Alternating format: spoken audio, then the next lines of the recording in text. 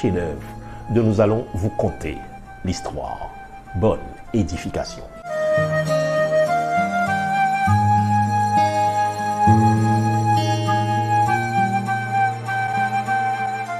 Philippe Paul Bliss naquit en 1838 dans la cabane en bois d'une famille chrétienne.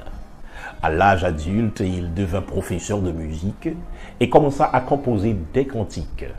Et c'est en 1873 qu'il écrivit le poème « Je ne sais pas le jour où je verrai mon roi ». Le 28 décembre 1876, Bliss devait prêcher dans une croisade d'évangélisation dans la ville de Chicago aux États-Unis. Et voici les paroles qu'il adressa à la foule. Le cantique que je vais vous entonner est peut-être le dernier que j'aurai à chanter parmi vous. Mais sachez que ces mots expriment ma profonde conviction. Alors il chanta les paroles de ce cantique.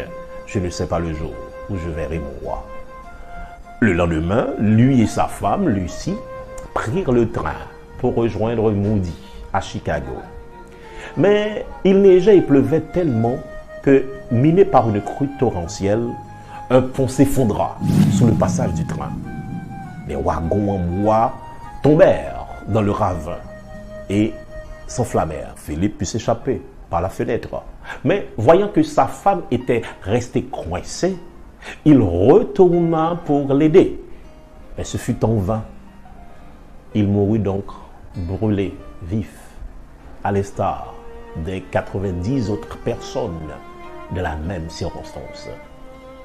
À 38 ans, Philippe Paul Bliss entra dans la gloire de son roi, comme annoncé par son chant. L'un des survivants témoigna avoir vu Bliss avant ce tragique accident avec sa Bible en train d'écrire. Peut-être qu'il était en train de composer un autre cantique, comme celui-ci qui nous invite à nous préparer à rencontrer notre Seigneur.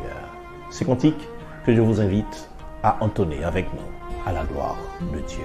Je ne sais pas le jour où je verrai mon roi.